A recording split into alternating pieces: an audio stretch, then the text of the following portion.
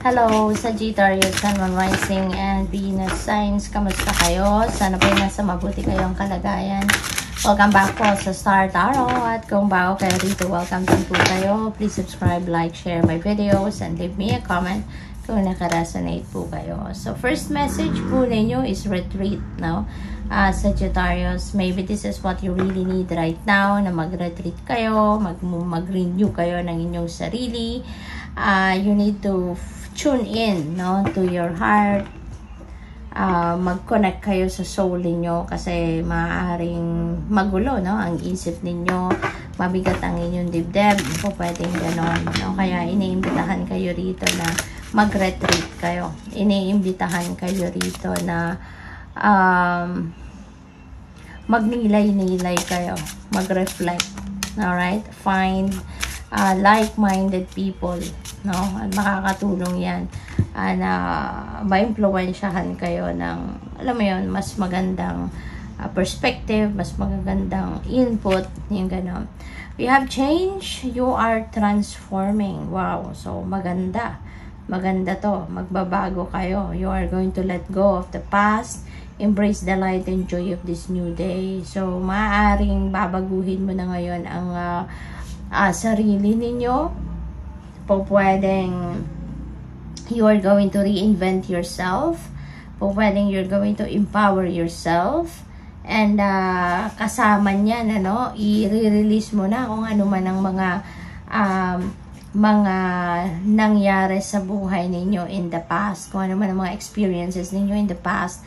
Maybe you're also going to forget about that, no? Isasantabi mo na yan, and you will be excited to face a new day, diba? Magsisimula na kayo ng bagong buhay, magsisimula kayo ng bagong yugto sa buhay ninyo, so which is really good kasi kumbaga you are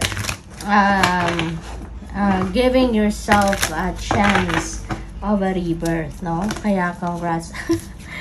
Talagang kumawala na. So we have flying free. I unfurl my wings and fly. Wow. So handa ka na talaga na magbago. Handa ka nang baguhin ang inyong sitwasyon. Kung dati sumusunod ka lang, nagbabaw ka lang sa kung kanino man, nagbabaw ka na, sumusunod ka lang sa kagustuhan ng iba, ngayon hindi na. There is going to be a change of energy sa buhay mo sa ngayon, Sagittarius, and you are ready to fly free, no? Magkakaroon ka na ng lakas ng loob ngayon na gawin ang mga gusto mong gawin.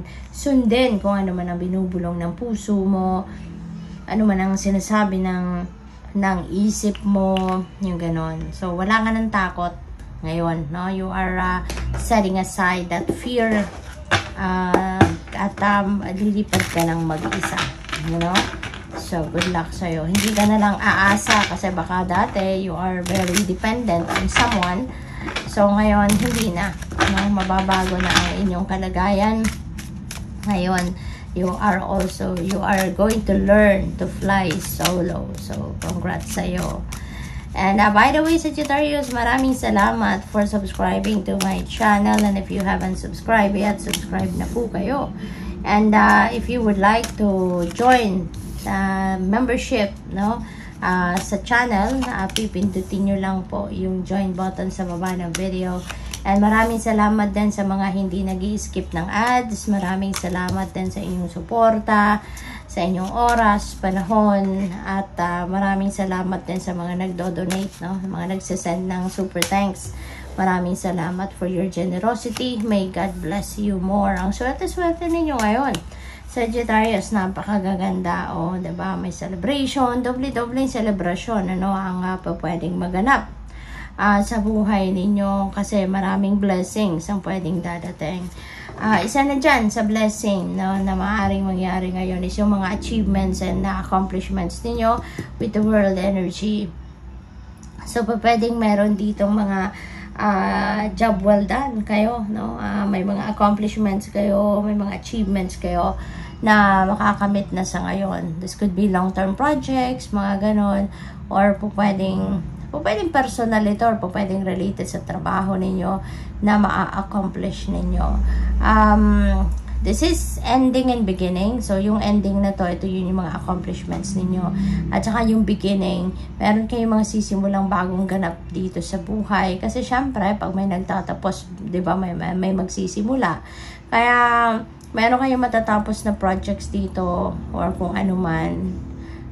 Endeavor. So, meron naman siguradong magbubukas dito na bagong pinto para sa'yo.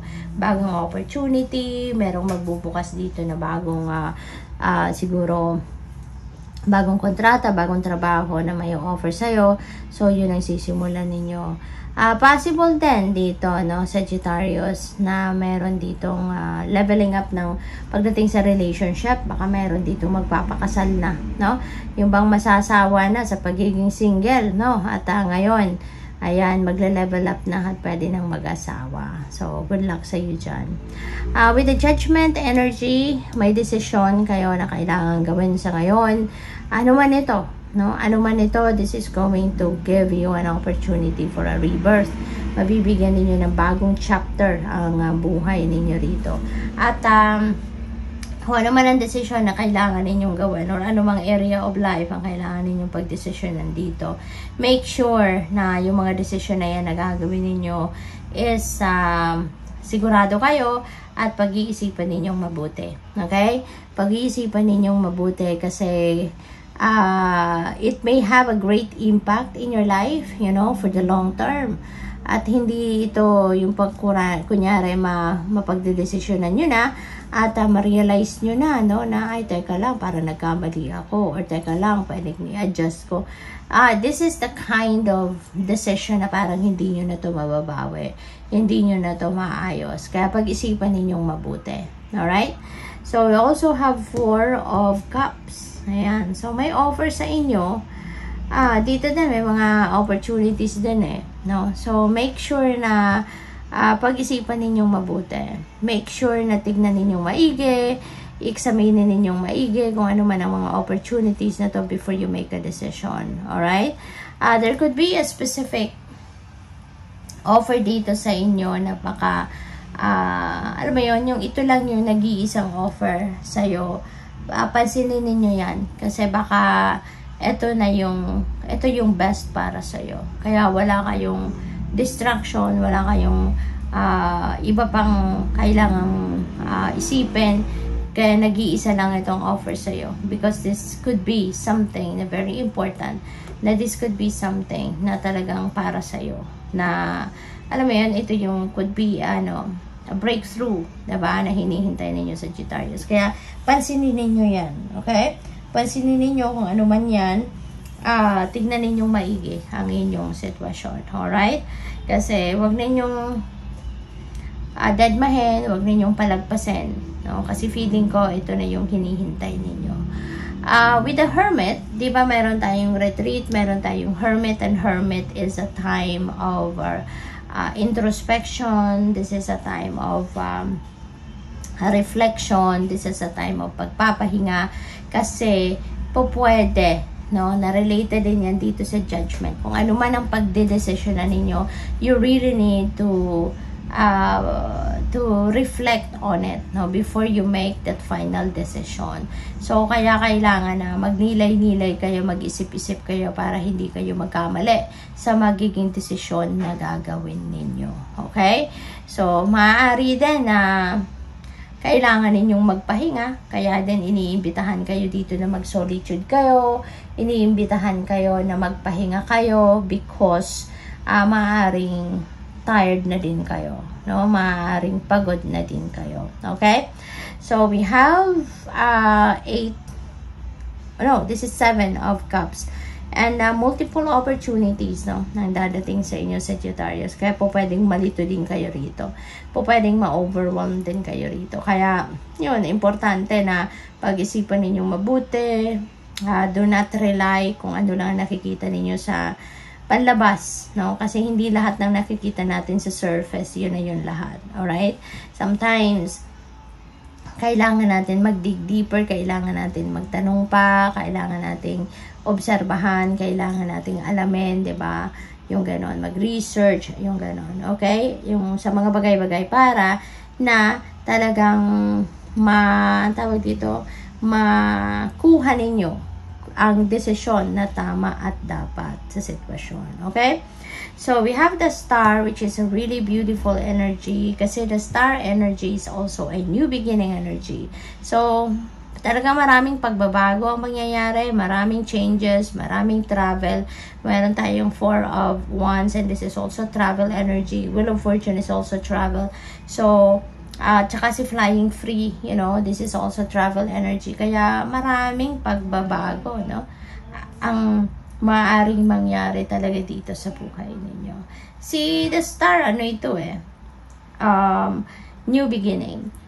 This is also renewal, no?